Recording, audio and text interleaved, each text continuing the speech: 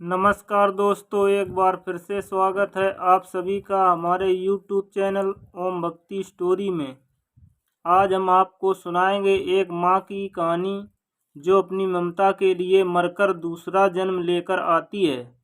अगर आप हमारे चैनल पर नए हैं तो प्लीज़ हमारे चैनल को ओम भक्ति स्टोरी को सब्सक्राइब ज़रूर कर लें। दोस्तों, एक राजा था। उस राजा का बहुत बड़ा राज्य था। दूर दूर तक उसका राज्य फैला हुआ था। उसकी प्रजा चारों तरफ से सुखी थी। अपने राजा का बहुत मान सम्मान करती थी। राजा को बस एक ही चिंता थी, बस कोई उसे संतान नहीं थी।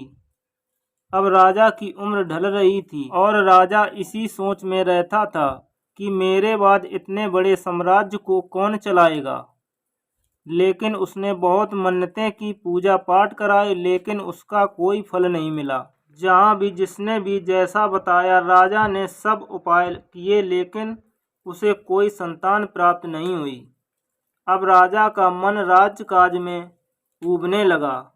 अब उसके मन में प्रभु की लगन लगने लगी कि कहीं कुछ नहीं है, सब झूठा संसार है, मोह माया है। क्योंकि जो राजा की इच्छा थी वह अभी पूरी नहीं हुई थी। इसलिए उसने एक दिन रानी से बात की। उसने रानी से कहा, रानी, हमारी उम्र ढल रही है, हम बुढ़ापे की तरफ बढ़ रहे हैं, लेकिन अभी तक हमारे कोई संतान नहीं हुई है। जीने का क्या फ़ायदा है? अगर हमारे संतान होती तो इस उम्र पर हम अपना राजपाट सौंप देते और चैन से अपनी ज़िंदगी गुजारते। लेकिन हमारे नसीब में शायद कोई संतान नहीं है। इसीलिए मैंने सोचा है कि हम चलो 4 धाम की यात्रा पर चलते हैं और वहीं हिमालय से रहकर अपना जीवन यापन करेंगे। वहीं पर तपस्या करेंगे और अपना राजपाट छोड़ देंगे। रानी को क्या आपत्ति थी? उसने भी राजा की हाँ में हाँ मिला दी। क्योंकि वैसे तो राजा की प्रजा थी, जनता थी, वह राजा को बहुत प्यार करती थी, उन्हें संन्यास नहीं लेने देती। इसलिए वे दोनों रात को चुपचाप बिना बताए राजा रानी ने राज्य छोड़ दिया। चलते चलते वह बहुत दूर राज्य से निकल गए। अब सुबह हो गई। सुबह होते ही एक जंगल में पहुंच गए। जब वह जंगल में पैदल चल रहे थे तो रानी बहुत थक सी गई थी और रानी के पेट में पीड़ उठी। रानी कहने लगी, राजा साहब, हमें तो पेट दर्द हो रहा है। राजा कहने लगे, रानी, आज तक तुम रानी जैसी जिंदगी गुजर बसर कर रही थी, कभी इतनी दूर चली नहीं हो। इसका कारण तुम थक गई हो। लेकिन रानी को तो अपने बारे में पता ही नहीं था। भगवान की लीला अपरंपार है, उसे कोई नहीं जान सकता कि कब क्या चमत्कार हो जाए। वही उस रानी के साथ हुआ। रानी जो गर्भवती थी और उसका 9वां महीना पूरा होने वाला था। रानी को भी इस बात की जरा भी भनक नहीं थी कि जिसके लिए वो राजपाट छोड़कर आए हैं वही संतान अब उनको होने वाली थी। लेकिन रानी को भनक ही नहीं थी कि वह माँ बनने वाली है। उसे क्या पता था, भगवान की तो माया निराली है। अब रानी को दर्द होने लगा तो राजा ने समझा, रानी तो बहुत कोमल है, फूलों की सैया पर रही है और यह जो पैदल चल रही है, रानी थक गई है, रानी से बर्दाश्त नहीं हो रहा है। लेकिन रानी को दर्द बहुत हो रहा था। वह राजा से बोली, तुम इंतजार करो। वह पेड़ों की झुरमुट की तरफ चली गई। वहां जाकर जब प्रसव पीड़ा हुई तो उसने एक सुंदर से बच्चे को जन्म दिया। यह देखकर रानी बड़ी आश्चर्यचकित हुई। उसे आज तक पता ही नहीं चला कि वह गर्भवती है। यह भगवान की कैसी लीला है। और अगर हमने संकल्प ले लिया है और राज भी छोड़ दिया है, अगर मैं राजा से कहूँगी तो राजा मेरी बात का विश्वास नहीं करेंगे और ना ही वह अपने राज्य को जाएंगे।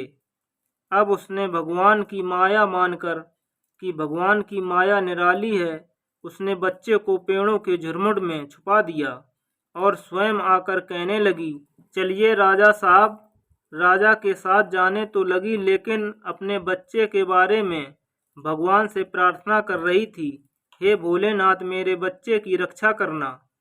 जिस बच्चे के लिए हमने राज्य छोड़ दिया वह बच्चा अब आ गया, लेकिन अब हम क्या कर सकते हैं। अब इस बच्चे का जो नसीब होगा वही होगा। वह बार बार उसका तो मन उस बच्चे में लगा था। राजा चलते चलते रानी से जो भी बात करते, रानी का ध्यान तो अपने बच्चे में था। वह तो बस बार बार यही प्रार्थना कर रही थी, हे प्रभु मेरे बच्चे की रक्षा करना। अगर राजा को मैं बताऊंगी तो राजा मुझ पर विश्वास नहीं करेंगे और पता नहीं मेरे बारे में क्या क्या सोचेंगे। इसलिए रानी राजा के साथ चल दी। 4 धाम की यात्रा करते हुए वह हिमालय की घाटी में पहुंच गए, जहां वह तपस्या करने और अपना जीवन बिताने के लिए आए थे। लेकिन रानी का मन अपने बच्चे में लगा हुआ था। पता नहीं कोई जंगली जीव आकर उसे खा ना ले, वह भूख प्यास से तड़प तड़प कर वह बच्चा मर ना जाए। लेकिन रानी क्या कर सकती थी। उधर भगवान की करनी ऐसी हुई कि एक ब्राह्मण था और एक ब्राह्मणी, दोनों 4 धाम की यात्रा पर जा रहे थे। उन्होंने मनौती मांगी थी, उनके भी कोई संतान नहीं थी। जब ब्राह्मण और ब्राह्मण की पत्नी उस जंगल से जा रहे थे तो ब्राह्मण की पत्नी ने उस बच्चे की रोने की आवाज़ सुनी। तब वह ब्राह्मण से कहने लगी, देखो जंगल में किसी बच्चे की रोने की आवाज़ आ रही है। तब ब्राह्मण ने अपनी पत्नी को समझाया कि तू हर समय बच्चे के बारे में सोचती है, इसलिए तुझे ऐसा लग रहा है। यहाँ बियाबान जंगल में बच्चा कहाँ से आएगा। अगर बच्चा होता भी अब तक जंगली जीव उसे छोड़ते जरूर। कोई शेर बगैर का बच्चा होगा। जितनी जल्दी हो सके यहाँ से निकल लो, यहाँ रुकना खतरे से खाली नहीं है। इन सब जीवों से जंगल भरा पड़ा है। लेकिन जो ब्राह्मणी थी वह कहने लगी, नहीं, बच्चे की रोने की आवाज़ आ रही है। अब वह इधर उधर देखने लगी। उसने ब्राह्मण से कहा, तुम रास्ते पर खड़े हो जाओ और मैं जरा खोज कर आती हूँ। और ब्राह्मणी जब उस बच्चे की रोने की आवाज़ दिशा में बढ़ी तो पेड़ों के झुरमुट से उस बच्चे को रोने की आवाज़ आ रही थी। ब्राह्मणी ने जाकर पेड़ों के उन पत्तों को हटाया तो देखा तो एक बहुत ही सुंदर सा बच्चा रो रहा था। और उस ब्राह्मणी ने बच्चे को उठा लिया और अपने सीने से लगा लिया और ब्राह्मण से कहने लगी, देखो जिसके लिए हम जा रहे हैं भगवान ने वह प्रार्थना हमारी सुन ली और वह बच्चा हमें यहीं पर मिल गया। वह भगवान का धन्यवाद करने लगे। ब्राह्मण भी अपनी पत्नी की बातें सुनकर बड़ा खुश हुआ, क्योंकि उन्हें जो बच्चा मिल गया। ब्राह्मण की पत्नी ने अपने बच्चे को जो मिला था उसको सीने से लगाया था तो उसके सीने से दूध आ गया। ब्राह्मणी समझ गई, यह मेरा ही बेटा है, मैं इसे अपने बच्चे की तरह पालूंगी और इसका पालन पोषण करूंगी। ब्राह्मण और ब्राह्मण की पत्नी हाथ जोड़कर अब आगे नहीं गए, वापस अपने घर की तरफ चल दिए। जब वह लोग वापस आए तो गांव के लोग पूछने लगे कि ये बच्चा किसका है। ब्राह्मणी ने सारी बात बता दी और कहा कि जैसा ही मैंने इसे सीने से लगाया तो मेरे सीने में दूध उतर आया। सब लोग कहने लगे, कोई बात नहीं, आज से तुम ही इसकी सगी माँ हो। अब ब्राह्मण और ब्राह्मणी अपने बच्चे का जो उन्हें बच्चा मिला था उसका अपने बच्चे की तरह लालन पालन करने लगे। उधर जो रानी थी हिमालय की घाटी में पहुंच गई। राजा तपस्या करने के लिए बैठ गए और रानी भी बैठ गई। लेकिन रानी का मन तो अपने बच्चे में लगा हुआ था। वह भगवान से कह रही थी, हे प्रभु, यही प्रार्थना कर रही थी कि मेरे बच्चे को कोई पालने वाला मिल जाए, मेरे बच्चे की रक्षा करना। और जो रानी थी उसका स्वास्थ्य दिन पर दिन ढलता जा रहा था। वह भगवान से प्रार्थना कर रही थी कि वह अब मुझे जीने की कोई लालसा नहीं है, प्रभु मुझे मुक्ति दे दो और मुझे मुक्ति देकर मुझे वहीं जन्म दो जहाँ मेरा बच्चा पल रहा है। या तो मेरा बच्चा इस दुनिया में नहीं है तो जन्म मत दे, अगर इस दुनिया में मेरा बच्चा है तो मुझे उसी घर में जन्म दे। प्रभु ने शायद रानी की बात सुन ली और रानी ने अपना शरीर त्याग दिया। इधर रानी ने अपना शरीर त्याग दिया, उधर दो ब्राह्मण के घर में गैया बंधी हुई थी।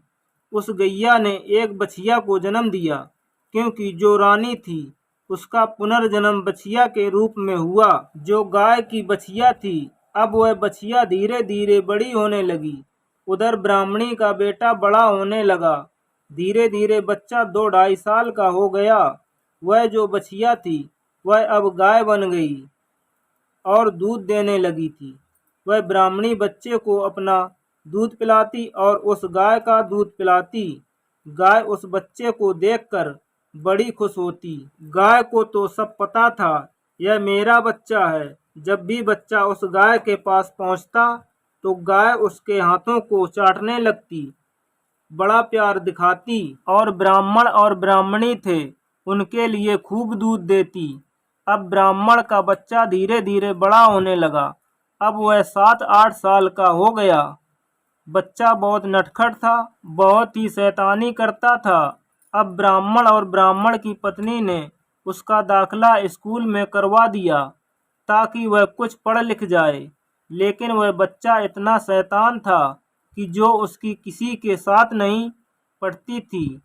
हर बच्चे को मारता, किसी की किताबें फाड़ देता, किसी की पेंशन छीन लेता, किसी के सर पे पत्थर मार देता। ऐसे करके रोज उसकी शिकायतें आने लगीं। एक दिन विद्यालय का मास्टर था, जो गुरु था, वह स्वयं ब्राह्मण के घर आ गया और कहने लगा, आपके बच्चे के लिए इतने सारे बच्चों को मैं नहीं छोड़ सकता हूँ, इसलिए आप अपने बच्चे को घर रख लीजिए। ब्राह्मणी सोचने लगी, अभी इस बच्चे के उलाने आने शुरू हो गए हैं, आगे पता नहीं क्या होगा। अब ब्राह्मण ब्राह्मणी ने अपने बच्चे को स्कूल से रोक दिया, क्योंकि उनके पास अब तो काम था ही नहीं। अगर बच्चा पढ़ेगा नहीं, जो उसके घर में गाय बछियां थीं उनको चराने का काम सौंप दिया, क्योंकि अब धीरे धीरे बच्चा 12 साल का हो गया था। 2-4 क्लास तक वह पढ़ा था, ज़्यादा नहीं पढ़ा था। अब जो उसकी वो शिकायतें आने लगीं, वह गाय चराने जाता तो किसी के खेत में गायों को खोल देता। गाय उसकी फसलों को खा जाती, नष्ट कर देती हैं, तो उनकी भी शिकायतें आने लगीं। ब्राह्मणी ने अपने बच्चे को खूब समझाया, बेटा ये शिकायतें क्यों आती हैं, यह उलाहने क्यों लेकर आते हैं।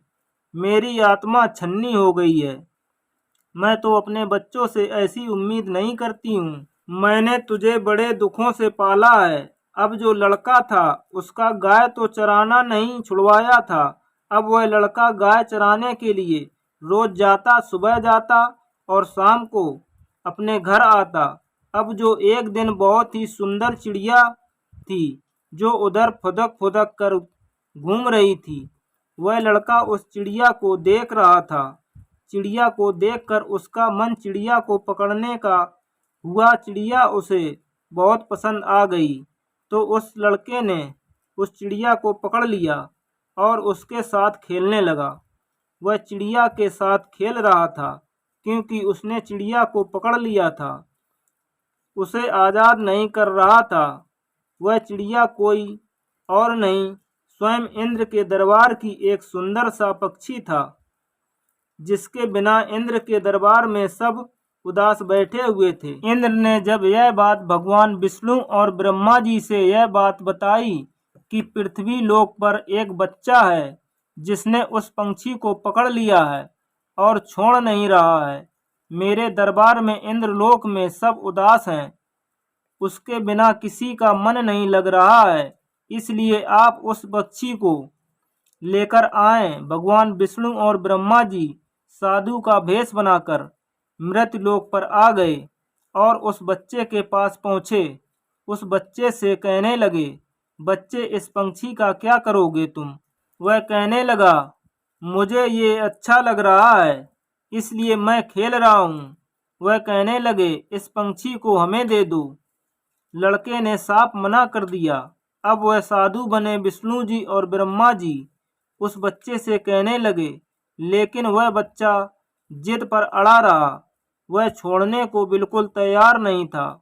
तभी जो उसकी माँ थी, जिस माँ ने जन्म दिया, जो इस वक्त गैया बनी हुई थी, वह एक पड़ोस के एक खेत में घुस गई और उसकी फसल खाने लगी। तभी लड़के का उस गाय पर ध्यान गया, तो वह लड़का उन साधुओं की बात को बीच में छोड़कर उस गाय को निकालने के लिए पहुंच गया।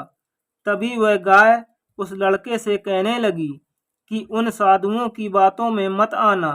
जब ये वचन भर लें तब इनकी बात मानना, और वचन भर के आप कहना कि हमें इंद्र की बेटी से विवाह करना है। यह वचन भरना। गाय को बोलता देखकर लड़का बड़ा हैरान हुआ। क्या यह गाय पहले ऐसी कभी नहीं बोली थी?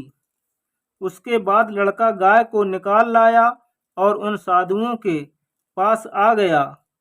साधु फिर उससे बातें करने लगे, उसे लोभ लालच देने लगे। जो मांगता वह मांग ले, लेकिन वह बच्चा अपनी जिद पर अड़ा रहा। तब वह कहने लगा, एक शर्त पर मैं यह चिड़िया आपको दे सकता हूँ, आप वचन भर लीजिए। अब ब्रह्मा और विष्णु जी ने वचन भर लिया। वह कहने लगे, जो तुम मांगोगे मैं तुम्हें दे दूंगा, लेकिन यह चिड़िया हमें दे दो। तब उन्होंने कहा, वचन भर लिया, मेरा विवाह इंद्र की बेटी से करा दो। यह सुनकर ब्रह्मा और विष्णु जी एक दूसरे के मुंह की तरफ देखने लगे और कहने लगे, इसके बदले में तुम कुछ भी मांग लो, हीरे जवाहरात जो भी तुम्हें चाहिए हो हम तुम्हें दे देंगे, लेकिन इंद्र की बेटी से तुम्हारा विवाह कैसे हो सकता है? लड़के ने कहा, अगर करना है तो मेरा विवाह इंद्र की बेटी से कराओ, नहीं तो अपना रास्ता नापो। बच्चे के कैसे दो टूक जवाब सुनकर सोचने लगे। वह कहने लगे, ठीक है, तुम चलो हमारे साथ, इंद्रलोक चलो। तब वह कहने लगा, मेरी गाय यहाँ पर अकेली रह जाएगी, मेरी माँ तो मुझे ढूंढती फिरेगी, मैं ऐसे कैसे जा सकता हूँ? तब जो उसकी माँ जो गाय बनी थी, वह कहने लगी, क्या आप इनके साथ इंद्रलोक जाएं, हम घर पर अपने आप चले जाएंगे। वे गाय घर आ गईं, लेकिन बच्चा घर नहीं पहुंचा था। तब ब्राह्मणी अपने बच्चे को ना पाकर बहुत दुखी थी। सोच रही थी कि आज मैंने उसे डांट दिया, दूसरे के ताने लेकर आता, इसलिए मेरा बच्चा नाराज हो गया है, घर नहीं आया है। वह भूखी प्यासी बैठी उसका इंतजार कर रही थी, लेकिन लड़का नहीं आया, क्योंकि वह ब्रह्मा विष्णु जी के साथ इंद्रलोक चला गया था।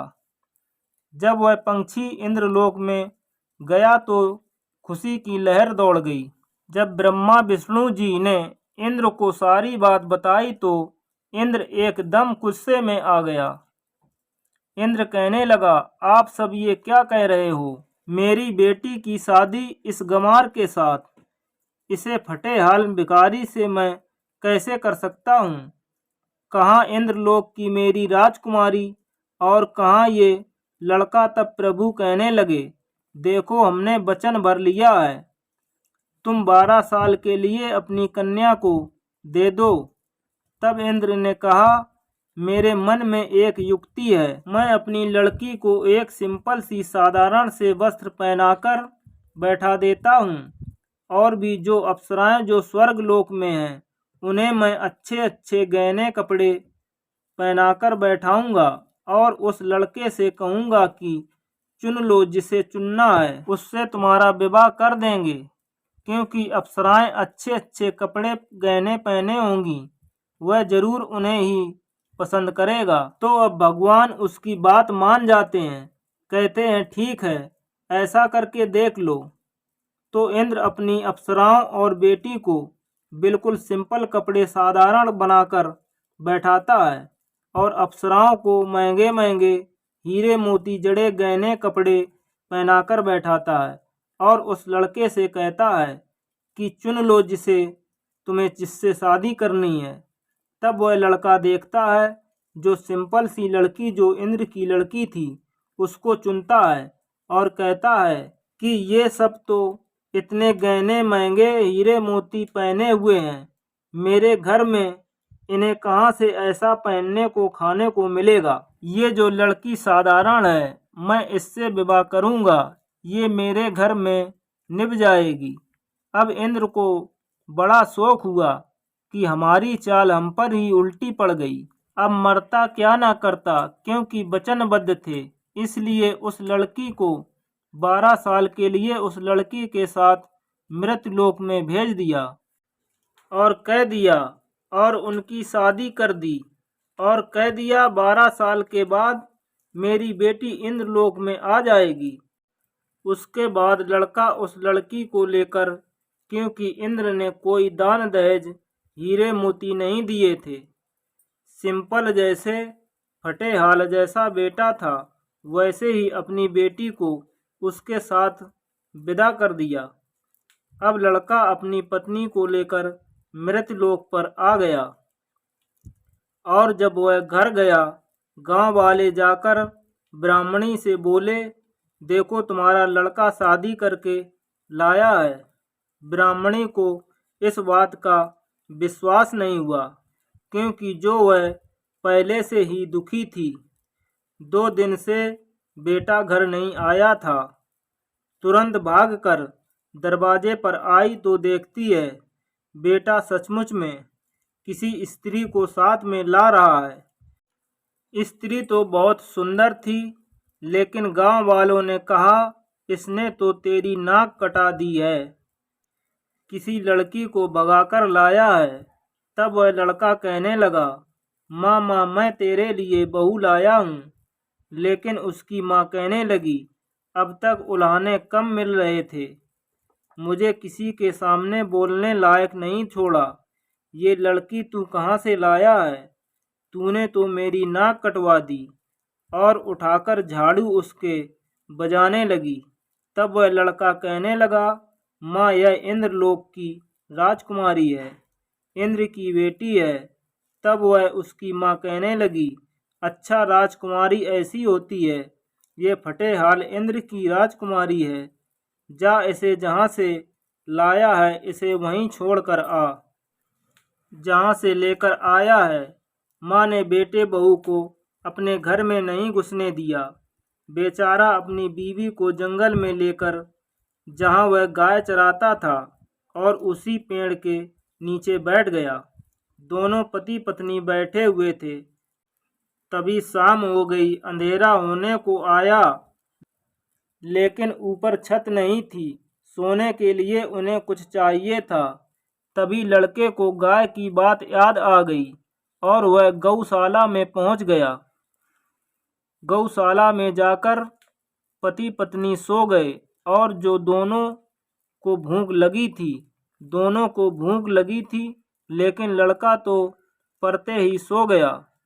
लड़की को कहाँ नींद आ रही थी, वो तो इंद्रलोक की राजकुमारी थी, जो फूलों की सैया से नीचे नहीं उतरती थी, और आज वह गौशाला में थी। यह देखकर भगवान से मन ही मन प्रार्थना कर रही थी। इंद्रदेव ऊपर से यह सब देख रहे थे, वे बड़े दुखी हो रहे थे। तभी लड़की की एक सखी 2 थाली में भोजन लेकर आई, और एक थाली का भोजन राजकुमारी ने किया, दूसरी थाली का भोजन उस लड़के को जगाकर कराया। और लड़के ने पूछा, यह भोजन कहाँ से आया है? वह कहने लगी, तुम्हें इससे क्या है, तुम भोजन कीजिए। और भोजन किया और फिर सो गए। अगले दिन सुबह हुई तो फिर वहाँ माँ से पूछने लगा कि माँ मैं तेरी बहू को लेकर आया हूँ, तू मुझे जाने देगी या नहीं? उसकी माँ ने साफ मना कर दिया कि नहीं आने दूंगी। तब वह लड़का लड़की के पास आया, चलो हम कहीं चलते हैं, मेरी माँ तो नहीं मुझे घर में घुसने दे रही है। तब वह लड़की कहने लगी, जाओ अपनी माँ से एक बार और पूछ कर आओ, नहीं तो उसका कर्ज उतार कर आओ। तब वह लड़का अपनी माँ के पास गया। कहने लगा, माँ तू मुझे अंदर आने देगी या नहीं? उसकी माँ कहने लगी, नहीं आने दूंगी। तब वह कहने लगा, ठीक है, मैं गांव छोड़कर जा रहा हूँ। तो वह कहने लगी, जा, कहाँ जाएगा? जाने से पहले मेरा कर्ज तो उतार के जा। मैंने तुझे पाला पोसा, इतना बड़ा किया। तब वह कहने लगा, ठीक है। तब वह अपनी बीवी के पास गया। कहने लगा, मेरी माँ अपना कर्ज उतारने के लिए बोल रही है। तब वह लड़की अपने सर का जूड़ा मणि खोलकर उस लड़के को दे देती है और कहती है कि जाओ अपनी माँ को दे आओ। तब वह लड़का कहता है, माँ कितना कर्ज है तेरा? तब वह जो उसकी माँ थी वह कहने लगी, मैंने लाखों रुपए का दूध पिलाया है, उतार मेरा कर्जा। तब वह जूड़ामणि जो हीरे मोतियों से जड़ी हुई थी अपनी माँ को दे देता है। हीरे मोतियों से जड़ी जूड़ामणि देखकर उसकी माँ आश्चर्यचकित हो जाती है। इतनी महंगी जूड़ामणि इसके पास कहाँ से आई? वह कहने लगी, तूने कहीं चोरी चकारी की है क्या? तो वह कहने लगा, नहीं माँ, भला चोरी चकारी क्यों करूँगा? मुझे तो मेरी बीवी ने दी है। अब जो लड़का वहाँ से चल देता है उसकी माँ बहुत रोती है। वह पीछे पीछे भागती है कि बेटा रुक जा, बेटा रुक जा, लेकिन वह अपनी पत्नी को लेकर आगे निकल जाता है। बुढ़िया बहुत रोती है कि अपने बेटे को क्यों जाने दिया। अब बुढ़िया बेचारी रो रो कर बैठ जाती है। उधर चलते चलते दोनों पति पत्नी दूसरे राज्य में पहुंच जाते हैं और वहां से राजा से थोड़ी सी जमीन मांगते हैं। मुझे थोड़ी सी जमीन दे दो जिस पर अपना घर बनाकर रहें। वहाँ का राजा था वह बड़ा लालची था।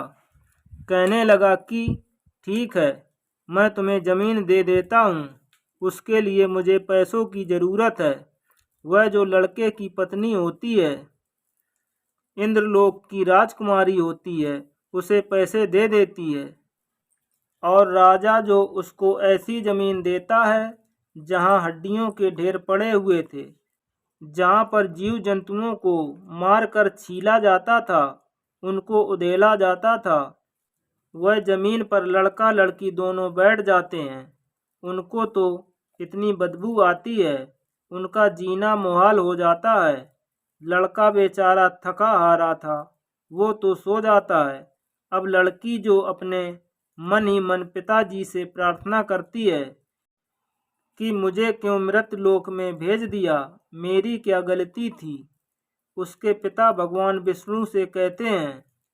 तभी ब्रह्मा जी कहते हैं कि ठीक है, मैं उसकी समस्या को हल कर देता हूँ, और वे प्रजापति को भेजते हैं। तभी भगवान विष्णु विश्वकर्मा को बुलाते हैं और कहते हैं कि जो इंद्रलोक की राजकुमारी है उसका महल बना दीजिए, वहाँ पर सब सुख सुविधाएं रातों रात तैयार हो जाएं। विश्वकर्मा मृतलोक पर आते हैं जहाँ पर वह लड़का सोया हुआ था। वहाँ पर रात में महल, बाग, बगीचे, कुएं सब बनकर तैयार हो जाता है। अगले दिन सुबह जब वह लड़का उठता है तो देखता है कि वह तो वहाँ का राजा बन गया है। सुंदर सा महल है, हर सुख सुविधा है, घर धन लक्ष्मी से भर गए हैं और वह लड़की वहाँ की रानी बन जाती है। दोनों बड़े खुश होते हैं और राजा रानी बन जाते हैं। वहाँ की प्रजा उसे राजा मान लेती है। वहाँ का जो राजा था वह बहुत ही लालची होता है। जो वहाँ का राजा था वह प्रजा को बहुत दुख देता था, इसलिए वहाँ की प्रजा उसे अपना राजा मान लेती है। अब उसके दिन बड़े सुख से बीत रहे होते हैं। उधर ब्राह्मण और ब्राह्मणी का रो रो कर बुरा हाल होता है। ब्राह्मण और ब्राह्मणी की आंखें चली जाती हैं। अपने पुत्र के वियोग में रो रो कर दोनों अंधे हो जाते हैं। और इधर लड़का और लड़की जो एक दूसरे के साथ बड़े खुश थे, लेकिन वे पति पत्नी के जैसे नहीं रहते थे। वह एक दूसरे का बड़ा आदर सम्मान करते थे और बड़े प्यार से रहते थे, लेकिन उनके अंदर पति पत्नी वाला रिश्ता नहीं था। अब वह धीरे धीरे करके समय बीत रहा था। धीरे धीरे पूरे 12 बरस बीत गए तो रात के समय लड़का सोया हुआ था। तभी इंद्र देवता प्रकट हुए और अपनी बेटी से कहने लगे, चलो तुम्हारे 12 बरस पूरे हो गए हैं, अब तुम्हें अपने इंद्रलोक चलना चाहिए। तुम्हारे वियोग में 12 बरस मैंने कैसे काटे हैं, क्योंकि तुम तो मेरी बड़ी प्राणों से प्यारी बेटी हो, मेरी लाडली बेटी हो। लेकिन जो लड़की होती है वह अपने दिल में मन ही मन में लड़के से प्रेम करने लगती है, क्योंकि वह 12 वर्षों से उसके साथ रहती है। लड़का भी उसकी बहुत ही इज्जत करता है, बहुत प्यार करता है और हर चीज का उसका ख्याल रखता था। उसके भोलेपन से लड़की को बहुत प्यार हो जाता है। उधर लड़का भी मन ही मन बहुत प्यार करने लगता है, लेकिन एक दूसरे को दोनों कभी जायज नहीं होने देते। अब इंद्र देवता अपनी बेटी को लेकर चल देते हैं तो लड़की अपनी उंगली को चीरकर उसके गमछा पर लिख देती है, अगर मुझे ढूंढना है तो मेरे पीछे पीछे आ जाना और मुझे ले आना। अगर मुझे लाना चाहते हो मैं तुम्हारे साथ आ जाऊंगी। अगली सुबह जब लड़का की आंख खुली तो क्या देखता है, वही हड्डियों का ढेर है।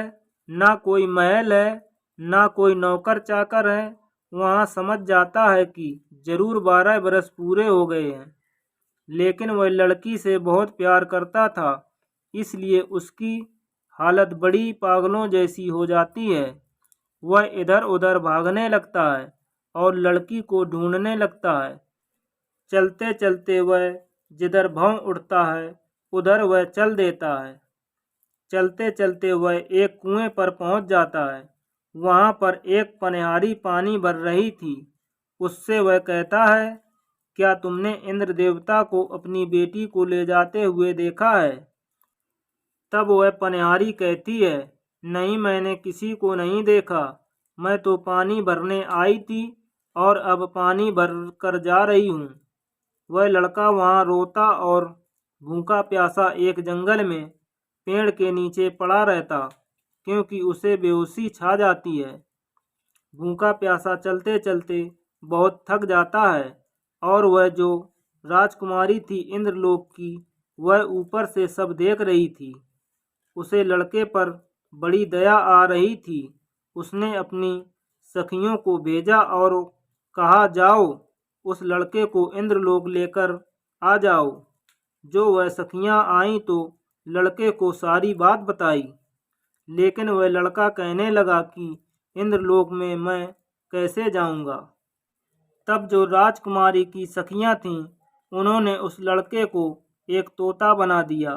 तोता बनाकर उसे अपने साथ ले गईं। अब जो राजा का दरबार लगा हुआ था, उसमें जो नाचने गाने वाली अप्सराएं थीं और जो ताल बजाने वाले तबला वादक थे, उनकी उंगलियों में जख्म हो जाते हैं और वह तबला नहीं बजा पाता है। और जो नाचने वाली अप्सराएं थीं, वह भी सही से नहीं नाचती हैं। तब वह राजकुमारी और उसकी सखियां कहती हैं कि हमारे पास एक ऐसा तोता है जो बहुत बढ़िया तबला बजाता है, और वह जब तबला बजाता है तो इंद्र देवता बड़े प्रसन्न होते हैं कि एक तोता इतना अच्छा तबला बजा रहा है।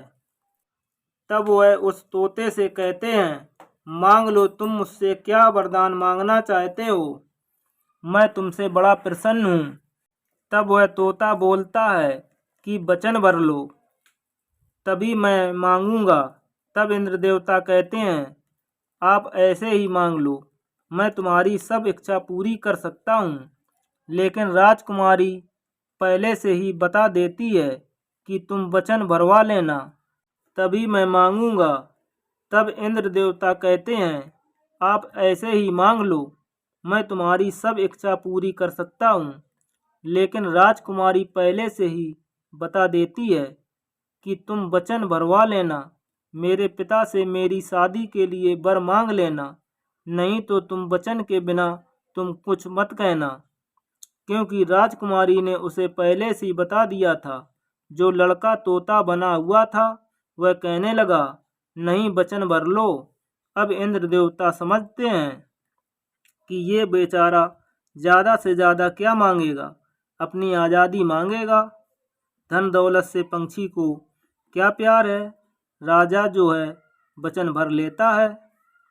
वचन भरने के बाद वह लड़का अपने रूप में आ जाता है और कहता है, इंद्र देवता अपनी बेटी के साथ मेरा विवाह करवा दीजिए। अब राजा बड़े सोच में पड़ जाता है, क्योंकि राजा ने तो वचन भर लिया था, तो इसलिए राजा कुछ कर भी नहीं सकता। वह अपनी लड़की की शादी बड़े धूमधाम से और रीत रिवाजों के साथ उस लड़के के साथ कर देते हैं और उन्हें बहुत सा धन दान दहेज, हीरे मोती जवाहरात, घोड़े हाथी बहुत सारा माल देकर उन्हें विदा करता है। जब वह घोड़े हाथी नौकर चाकर के साथ बुढ़िया का बेटा आता है तो पड़ोसी जाकर कहता है, तुम्हारा बेटा तो बड़ा धन माल लेकर आ रहा है। तो ब्राह्मणी और उसका पति था बूढ़े हो गए थे, उनकी आंखें तो चली गई थीं। तो वह लड़की कहती है, पिताजी मुझे एक ऐसा वरदान और दो, इसके माँ बाप रो रो कर अंधे हो गए हैं, उनकी आंखें आ जाएं तो इंद्र देवता उसके माता पिता को भी ठीक कर देते हैं। जब वह ब्राह्मणी सुनती है कि उसका बेटा आ रहा है तो वह नंगे पैर दौड़ने लगती है। मेरा बेटा आ रहा है, मैं अपने बेटे के लिए कितने सालों से तड़प रही हूँ। उधर वह गाय भी अपने कुंडे पर सींग मार मार कर खुश होती है कि मेरा बेटा आ रहा है। तब वह बुढ़िया जाती है, अपने बेटे को लिपट जाती है और बहू का वह पूरे साजो सम्मान के साथ उसका आदर सत्कार करती है और गृह प्रवेश कराती है। बुढ़िया के घर में लक्ष्मी का वास हो जाता है। अब जो इंद्र की बेटी इंद्र की राजकुमारी कहाँ ब्राह्मण की घर की बहू बन जाती है। दोनों बड़े प्रेम से रहने लगे। जो वह इंद्रलोक की राजकुमारी है वह जानती है कि जो वह गाय है इसकी असली माँ है, वह इस जन्म में गैया बनी है। तब वह लड़के से कहती है, तुम राजकुमार थे, तुमने रानी के गर्भ से जन्म लिया है, ब्राह्मणी के गर्भ से जन्म नहीं लिया है। लेकिन कहते हैं जन्म देने वाले से बड़ा पालने वाला होता है, इसलिए असली माँ तो ब्राह्मणी ही है। तब वह रानी सारी बात उस लड़के को बताती है, कैसे माँ तुम्हारी मरकर जन्म लेकर तुम्हारे पास आई है। तो वह लड़का गाय के पास जाता है तो गाय उसे बड़े प्यार से चाटने लगती है और वह गाय को गले लगा लेता है और अपने ब्राह्मण माता पिता को अपने इतने सर आँखों पर रखता है, इतनी सेवा करता है कि ऐसे माता पिता तो बड़ी मुश्किलों से मिलते हैं। दोस्तों, अगर हमारी कहानी पसंद आई हो तो प्लीज़ हमारे चैनल ओम भक्ति स्टोरी को सब्सक्राइब कर लें और वीडियो को लाइक करें। धन्यवाद।